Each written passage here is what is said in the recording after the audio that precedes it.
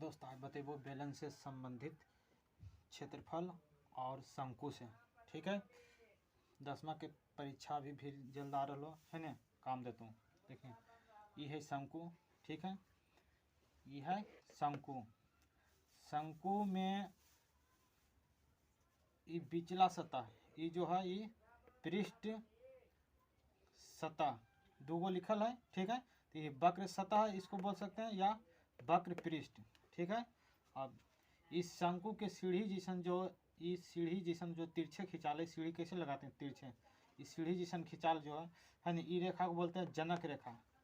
मतलब शंकु की तिर्यक ऊंचाई, शंकु की तिर्यक ऊंचाई हम सूचित कर दिए तीनों से। इसको बोल सकते हैं जनक रेखा, तिर्यक ऊंचाई है ना, तिरछी ऊंचाई। ये तीनों को सूचित करते हैं यल से। ठीक है, ये जो ई रेखा है, ये यहाँ पर 90 डिग्री का कोण बना है, ये जो रेखा है इसको बोलते हैं शंकु की ऊंचाई, जो यच से सूचित करते हैं। ई शंकु में निचला सतह जो है, शंकु की निचला सतह कैसा है, वृत्ताकार है ना। तो शंकु के निचला सतह कैसा है, वृत्ताकार। तो इसको बोल सकते हैं शंकु के आधार भी बोल सकते हैं, इसको शंकु के आधार भी बोल सकते हैं, है ना। तो शंकु के आधार की त्रिज्या, शंकु की त्रिज्या कितना है, r है। इसको बोल सकते हैं शंकु के आधार की त्रिज्या भी बोल सकते हैं। ठीक है, शंकु के आधार, ये है शंकु के आधार। शंकु के आधार वृत्ताकार है, तो शंकु के आधार की कैसन है, वृत्ताकार है। ठीक है, अब बेलन में आओ। बेलन की ऊपरी सतह, ये जो है ई गोलकार, ये बेलन की ऊपरी सतह है। ये बेलन के निचली सतह, बेलन की निचली सतह है ना, कैसन है ये निचली सतह, कैसन, वृत्ताकार सतह है ना। आधार बेलन के आधार, ये है ना, कैसन है आधार, वृत्ताकार। ठीक है, ये बेलन के ऊपरी सतह। ठीक, और समबेलन की ऊंचाई h है। इसको बेलन बोले या समबेलन, बात एक है। ठीक है, अब बेलन के वक्र सतह बोले या बेलन के वक्र पृष्ठ का क्षेत्रफल, बेलन के वक्र सतह का क्षेत्रफल बोले या बेलन के वक्र पृष्ठ का क्षेत्रफल, दोनों एक ही होता है। ठीक है, अच्छा, ये बेलन की आधार की त्रिज्या है, ये बेलन की आधार की त्रिज्या, या बोल सकते हैं कि बेलन की त्रिज्या है। ठीक, ये तो बेलन की ऊंचाई है। ई तीनों बराबर रहेगा। ठीक है, तीनों एच इसका मान रहेगा तो इसको एच है ना, इसका अगर जो मान 5 रहेगा तो इसका भी 5, इसका भी 5। ठीक है, अब सूत्र पर, पहले शंकु के सूत्र पर आते हैं। ठीक है, तो शंकु की तिर्यक ऊंचाई, शंकु की तिर्यक ऊंचाई ई। तो देखो यहाँ से लंब खींचे, यहाँ से ई और ई मिलाए हैं। ठीक है, तो कितना 90 डिग्री कोण बना, 90 डिग्री कोण बनाती लंब हो गया, ई आधार ई कर्ण। तो त्रिकोणमिति में समकोण त्रिभुज, तो ई भी समकोण त्रिभुज बनाए। लेकिन त्रिकोणमिति में हम की बताए थे, है ना, ई इसको कर्ण को यश से सूचित करते हैं, और इसको बी से, इसको पी से। लेकिन वैसा नहीं, इसमें शंकु में हम आर से, आधार को आर से सूचित करेंगे, लंब को है ना, लंब को यच से सूचित करेंगे, और तिरछी ऊंचाई को यल से सूचित करेंगे। ठीक है, तो इसमें सबसे बड़ा भुजा होगा तिर्यक ऊंचाई, जिसको बोलते हैं जनक रेखा। सबसे बड़ी ऊंचाई तिर्यक ऊंचाई, जिसको बोलते हैं जनक रेखा। ठीक है, अच्छा, हम अगर शंकु की तिर्यक ऊंचाई बराबर, अगर जो दो भुजा दिया रहे, आर दिया रहे और यच दिया रहे, तो हमको क्या निकालना है, यल। तो सूत्र है √अंडर एच के स्क्वायर प्लस आर के स्क्वायर। इसको लाने से पहले है ना, पाइथागोरस प्रमेय से ही अति सिद्ध किए हैं, है ना। पाइथागोरस प्रमेय से मतलब दोनों भुजा का योग तीसरा भुजा के योग के बराबर होता है, की करके, वर्ग करके, है ना। जिसे ऐसे यल के स्क्वायर बराबर, है ना, यल के स्क्वायर बराबर एच के स्क्वायर प्लस आर के स्क्वायर, है ना, पाइथागोरस प्रमेय से, है ना। तो हम डायरेक्ट सूत्र लिख दिए। ठीक है, अच्छा, तो शंकु की तिर्यक ऊंचाई यल बराबर √अंडर एच के स्क्वायर प्लस आर के स्क्वायर। ठीक है, और शंकु की ऊंचाई और तिर्यक ऊंचाई दोनों अलग अलग है। ठीक है, शंकु की ऊंचाई और तिर्यक ऊंचाई दोनों अलग अलग है।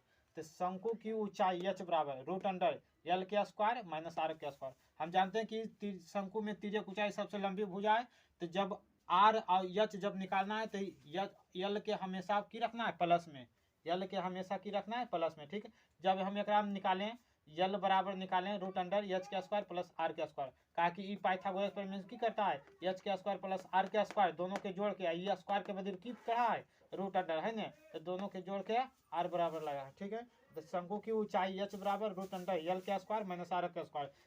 यल जो है यल इसलिए प्लस में रखा कि सबसे की है बड़ा भुजा, ये सबसे बड़ा भुजा। ठीक है, और अगला शंकु की त्रिज्या, शंकु की त्रिज्या आर बराबर रूट अंडर यल के स्क्वायर माइनस एच के स्क्वायर। इसमें देखो एच निकाले थे तो रूट अंडर यल के स्क्वायर माइनस आर के स्क्वायर, और दूसर का में शंकु की त्रिज्या बराबर आर बराबर, तो देखो यल के प्लस में रखा है ना, तो रूट अंडर यल के स्क्वायर माइनस एच के स्क्वायर। और शंकु के वक्र सतह का क्षेत्रफल अब निकालना है, शंकु के वक्र सतह का क्षेत्रफल। तो शंकु में यही है शंकु के वक्र सतह और यही शंकु के पृष्ठ का क्षेत्रफल है ना, शंकु के यही है वक्र सतह और यह शंकु के वक्र पृष्ठ का क्षेत्रफल यही है। ठीक है, तो हम बोले शंकु के वक्र पृष्ठ का क्षेत्रफल या शंकु के वक्र सतह का क्षेत्रफल, बात एक ही है। ठीक है, तब यहाँ पर सूत्र से देखें शंकु के वक्र सतह का क्षेत्रफल पाई आर यल है ना, इसको कोची से है ना वक्र सतह ही है या वक्र पृष्ठ है, तो कोची सूत्र होता है पाई आर यल। ठीक है, शंकु की निचली सतह या आधार का क्षेत्रफल, तो शंकु की निचली सतह यह है। ठीक है, शंकु की निचली सतह यह है और शंकु के आधार भी यही है, लेकिन शंकु के आधार कैसा है, आधार कैसा है वृत्ताकार है ना, शंकु के आधार कैसा है वृत्ताकार। तो हम निकालेंगे शंकु के आधार का क्षेत्रफल की होगा, शंकु के आधार का क्षेत्रफल होगा वृत्त का क्षेत्रफल है ना, तो शंकु के आधार का क्षेत्रफल है ना, शंकु का आधार का क्षेत्रफल क्या होगा पाई आर स्क्वायर, मतलब शंकु का आधार कैसा है वृत्ताकार, तो वृत्त का क्षेत्रफल, इसलिए शंकु के निचली सतह का या आधार का क्षेत्रफल पाई आर स्क्वायर। ठीक है, अगला शंकु के संपूर्ण सतह का क्षेत्रफल। ठीक है, शंकु के संपूर्ण सतह का क्षेत्रफल, शंकु के संपूर्ण सतह का क्षेत्रफल। ठीक है, तो देखो शंकु के संपूर्ण सतह एक राम की है शंकु के आधार, तो एक क्षेत्रफल निकालना है एक क्षेत्रफल निकालना है, तो पूरे निकल जाएगा। तो शंकु के वक्र सतह का क्षेत्रफल प्लस शंकु के आधार का क्षेत्रफल मतलब कि वृत्त का क्षेत्रफल, दोनों के जोड़ देंगे तो शंकु के संपूर्ण पृष्ठ का क्षेत्रफल निकाल जाएगा। देखो शंकु के संपूर्ण सतह का क्षेत्रफल है ना, तो पहले की निकाल लें वृत्त का क्षेत्रफल पाई आर स्क्वायर प्लस वक्र सतह के क्षेत्रफल पाई आर यल। अब देखो एक कॉमन है, एक कॉमन की है पाई आर एकरो में है और पाई आर एकरो में है, बशर्ते कि एक में आर स्क्वायर है तो एगो आर रह जाएगा, एक में यल रह जाएगा। ठीक है, तब पाई आर कॉमन ले लिए इससे है ना, पाई आर कॉमन लेने की बचेगा यहाँ पर यल आर बचेगा, आर ई वाला की बचेगा यल। तो मतलब कि शंकु के संपूर्ण सतह का क्षेत्रफल या शंकु के संपूर्ण पृष्ठ का क्षेत्रफल दोनों की होता है ना, pi r into r plus l. ठीक है, अगला शंकु का आयतन, शंकु का आयतन, शंकु का आयतन 1/3 पाई आर स्क्वायर एच। ठीक है, अगला अब आते हैं बेलन में, बेलन में आओ, बेलन के वक्र सतह का क्षेत्रफल या वक्र पृष्ठ का क्षेत्रफल दोनों बात के हैं। क्वेश्चन में पूछ देगा मैथ में है ना वक्र सतह का क्षेत्रफल, अगर जो तुम पढ़ा वक्र पृष्ठ का क्षेत्रफल तो ठीक है, अगर जो क्वेश्चन में पूछ देगा बेलन के वक्र सतह का क्षेत्रफल तो जानबे करेंगे है ना कि बेलन के वक्र सतह का सूत्र क्या होता है। हालांकि दोनों का सूत्र एक ही होता है, खाली घुमा के मतलब पूछ देता है ना, हम दोनों तरफ से लिख दिए हैं बेलन के वक्र सतह या बेलन के वक्र पृष्ठ का क्षेत्रफल 2 पाई आर एच। बेलन के वक्र सतह यही है, बेलन के वक्र सतह बेलन के वक्र पृष्ठ यही है। ठीक है, अगला बेलन का आयतन पाई आर स्क्वायर एच है ना, बेलन का आयतन पाई आर स्क्वायर एच। ठीक है, अगला बेलन के आधार का क्षेत्रफल।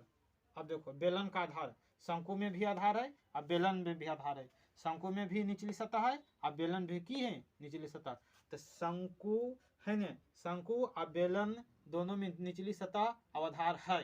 ठीक है, अब देखो बेलन के आधार का क्षेत्रफल तो बता दिए पाई आर स्क्वायर, आधार का क्षेत्रफल यही है, आधार का क्षेत्रफल यही है, बेलन के आधार का क्षेत्रफल यही है, मतलब कैसा न आधार कैसा न वृत्ताकार, तो वृत्त का क्षेत्रफल होगा पाई आर स्क्वायर।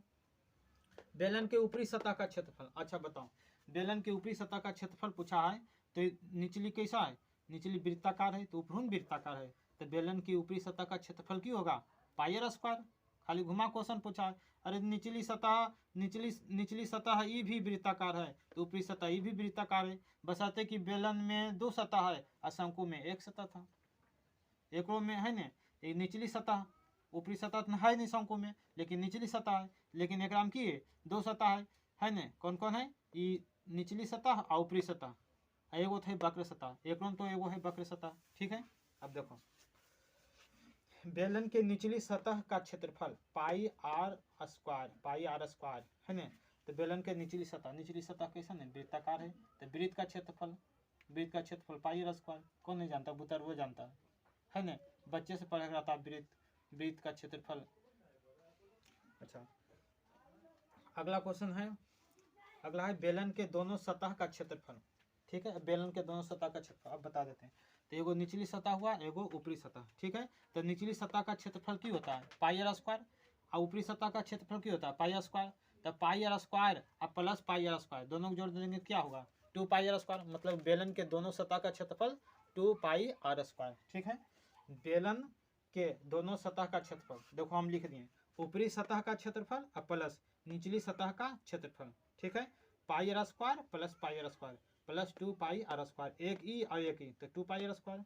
ठीक है, अगला बेलन के संपूर्ण सतह का क्षेत्रफल, बेलन के वक्र सतह का क्षेत्रफल, बेलन के संपूर्ण सतह पूछ रहा है ना, कि पूछ रहा है बेलन के संपूर्ण सतह का क्षेत्रफल। ठीक है, तो देखो सतह कौन कौन है, पहले आधार का क्षेत्रफल निकालेंगे, एक सतह निकल गया, फिर बेलन के ऊपरी सतह का क्षेत्रफल निकालेंगे, 2 सतह निकल गया, फिर बेलन के तीसरी सतह निकालेंगे ई वाला वक्र सतह, तो तीनों सतह निकाल जाए, मतलब कि बेलन के कुल सतह निकल गया, और कुल के कर देंगे, जोड़ देंगे। देखो बेलन के निचली सतह का क्षेत्रफल पाई आर स्क्वायर और बेलन के ऊपरी सतह का क्षेत्रफल पाई आर स्क्वायर, तो दोनों मिला की होगा 2 पाई आर स्क्वायर, दोनों सतह का क्षेत्रफल 2 पाई आर स्क्वायर, आई बेलन के वक्र पीठ का क्षेत्रफल 2 पाई आर एच, तो 2 पाई आर कॉमन आ जाएगा, तो कितना बचेगा आर प्लस एच है ना। देखो यहाँ पर लिखते हैं बेलन के निचली सतह का क्षेत्रफल 2 pi r h plus pi r square plus pi r square, तो 2 पाई